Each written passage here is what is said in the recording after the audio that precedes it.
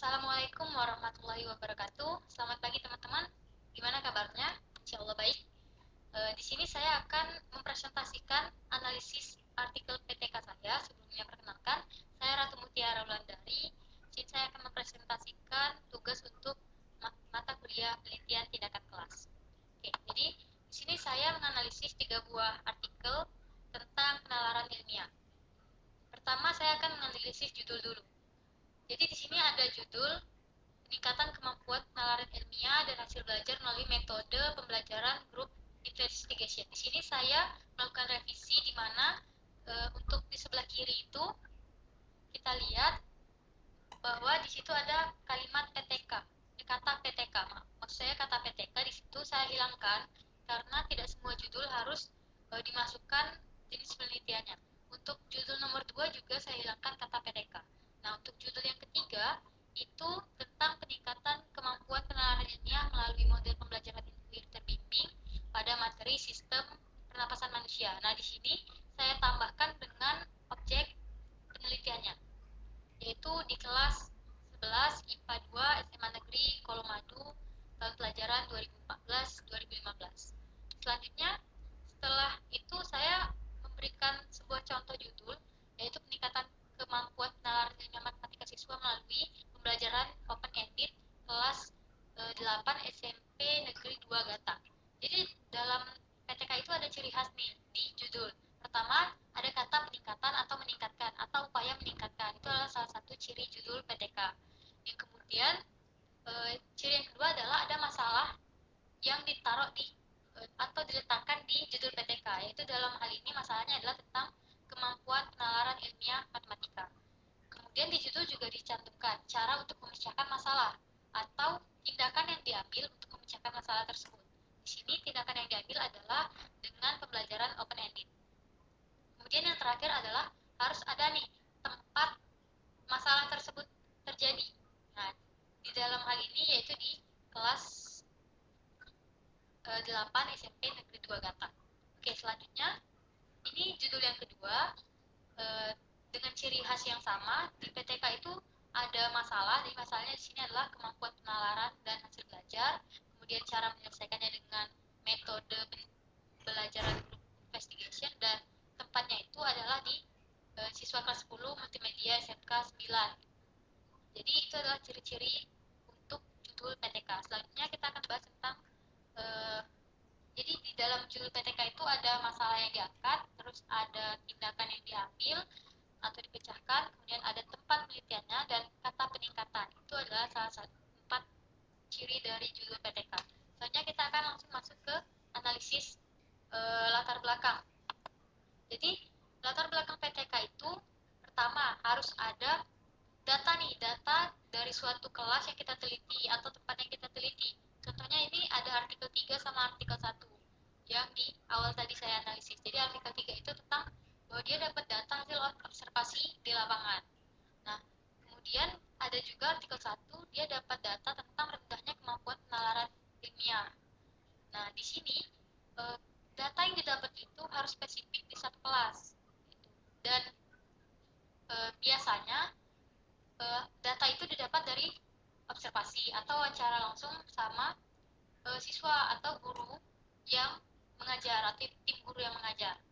Kemudian ada fakta nih, fakta yang disajikan, yaitu contohnya saja hasil tes atau nilai, karena ini mungkin yang kelihatan langsung. Yang terakhir adalah ketika ada fakta, terus ada harapan nih, dipaparkan harapan. Kayak contoh di artikel 3, yaitu kemampuan penalaran ilmiah diharapkan mampu meningkat jika siswa mampu membangun atau mengkonstruk pengetahuannya. Nah, ini udah ada fakta, udah ada harapan. Jadi berarti udah ada ketimpangan di antara keduanya. Nah, dari ketimpangan inilah muncul nih tindakan yang diambil untuk memecahkan masalah tersebut. Nah, disinilah kemudian kita paparkan landasan berpikir kenapa tindakan tadi bisa memecahkan masalah yang ada. Untuk catatan bahwa PTK ini tidak menuntut untuk keterbaruan konten. Misalnya ada masalah di suatu kelas, kita bisa angkat masalah itu untuk dijadikan PTK. Tidak harus ada keterbaruan. Misalnya sudah dilakukan oleh kelas ini, masalahnya sama dengan kelas kita, bisa dilakukan. Asal itu masalah yang memang dari kelas kita sendiri. Oke, selanjutnya Jadi di latar belakang itu harus ada pernyataan general tentang masalah, kemudian seperti yang saya sebut tadi ada fakta dan data, ada harapan, terus ada ketimpangan di antara fakta dan harapan, terus baru diambil tindakan untuk memecahkan masalah tadi.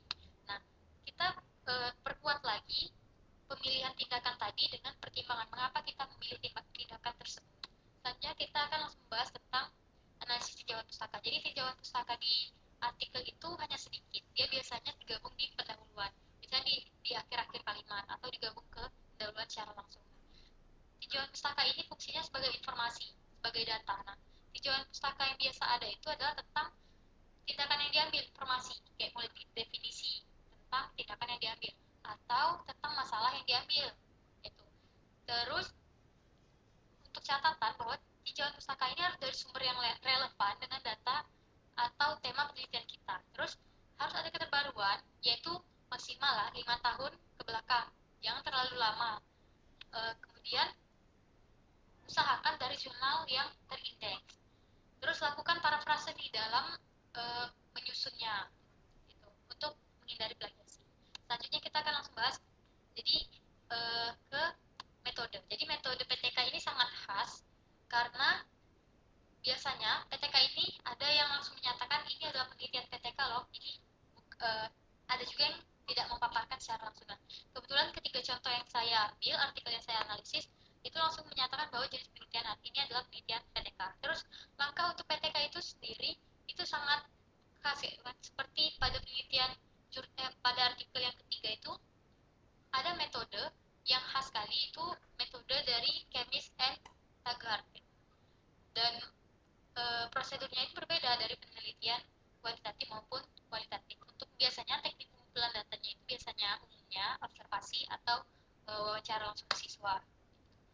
Kemudian pengambilan tes. Nah, terus untuk instrumen itu tergantung sama bagaimana mengukur masalah. Contohnya kan kebanyakan ini tentang penalaran ilmiah. Nah, penalaran ilmiah itu biasanya instrumennya itu tes, instrumen tes, soal-soal. Nah, untuk metode PTK itu sendiri biasanya terdiri atas siklus. Nah, contohnya saja ini ada artikel 1 itu siklus 3, kemudian siklus 2 untuk artikel 2, dan ada 3 siklus, maksud saya. 3 siklus untuk artikel 3. Nah, setiap siklusnya ini punya step atau langkah-langkahnya lagi, yaitu ada perencanaan, ada pelaksanaan, kemudian ada observasi dan refleksi. Nah, itu adalah 4 yang umumnya ada 4, tapi di beberapa artikel ada lebih.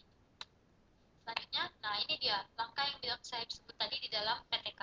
Jadi pertama ada perencanaan, kemudian ada tindakan, observasi, dan refleksi. Untuk tindakan dan refleksi ini terjadi secara bersamaan.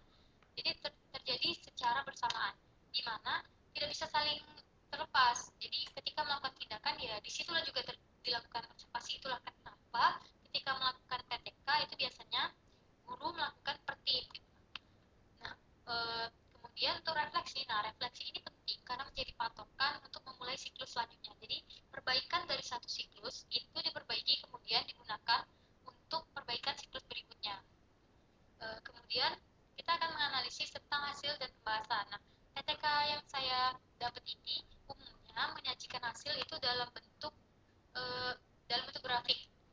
grafik, atau dalam bentuk tabel, dan ada tuh siklus 1, 2, 3 itu dibandingkannya. Nah, kemudian sebagian besar pembahasan yang ada di sini itu terkait tentang peningkatan. Jadi masalah tadi meningkat karena tindakan, masalah tadi meningkat karena tindakan. Nah, itu yang dibahas. Terus ada juga nih artikel yang dengan secara langsung menjelaskan tentang refleksinya. Contohnya nih artikel 2. Itu langsung menjelaskan bahwa ada refleksi bahwa pelaksanaan itu sudah baik, namun pembagian kelompok terlalu banyak. Nah, refleksi ini dijadikan perbaikan untuk siklus kedua, yaitu kemudian dia memperkecil kelompoknya agar bisa presentasi seperti itu. Untuk catatannya bahwa hasil refleksi ini tidak disajikan secara langsung, tapi ada juga nih yang disajikan secara tersirat dalam bentuk hasil-hasil, jadi kita bisa buka. Dan kemudian, nah ini adalah perbandingan ketiga jurnal tadi. Jadi jurnal 1 itu sudah bagus, dan jurnal 2 udah bagus judulnya. Hanya saja mungkin perlu dihapus kata PTK-nya. Untuk jurnal 3 itu ditambahkan lagi lokasi. Nah, kemudian untuk jurnal 1 itu tidak dilakukan oleh guru. Jurnal 2 dilakukan oleh guru, dosen, jurnal 3 dilakukan oleh guru. Nah, Jadi untuk PTK itu sendiri seharusnya dilakukan oleh guru yang bersangkutan, karena masalah itu datang dari guru yang bersangkutan, bukan dari peneliti dari luar sekolah seperti itu. Kemudian masalah yang disajikan itu untuk yang di jurnal satu, yang di artikel 1, artikel 2 itu sudah memberikan fakta dan harapan yang jelas ya, sehingga masalahnya sudah muncul. Nah, tapi kalau untuk jurnal satu ini, maksud saya tadi, jurnal 2 dan artikel 2 dan 3 itu sudah memberikan paparan yang jelas tentang eh, data-data seperti itu. Sedangkan jurnal artikel yang satu belum. Nah, kemudian eh, siklus yang digunakan itu untuk artikel satu itu 3 siklus, artikel 2 2 siklus, artikel 3 3 siklus. Nah, untuk tindakan yang diambil di kesimpulan itu sudah mampu menjawab daripada tujuan dan sudah mampu meningkatkan masalah yang didapat tadi. Nah, saya sangat setuju dengan artikel yang nomor 2 seperti itu, karena itu langsung yang nomor 3 misalnya. Nah, itu sebenarnya sudah bagus, hanya saja dia kurang di judul saja gitu. Untuk yang isinya itu menurut saya lebih bagus, apalagi jurnal ketiga tadi sudah memaparkan tentang refleksi secara langsung seperti itu. Jadi itulah pemaparan dari saya ucapkan terima kasih dan maaf untuk kata jurnal saya ralat menjadi artikel. Jadi sebenarnya perbedaan jurnal dan artikel itu sudah jelas, mungkin karena kurang biasa untuk menyebutkan. Jadi kalau jurnal itu adalah kumpulan-kumpulan artikel. Nah, sedangkan artikel yaitu ya satu yang seperti yang kita eh, sedang kita analisis ini namanya itu artikel. Nah, itulah presentasi dari saya. Saya mohon kritik dan saran dan mari berdiskusi di kolom komentar di kelas online kita. Terima kasih atas perhatiannya. Assalamualaikum warahmatullahi wabarakatuh.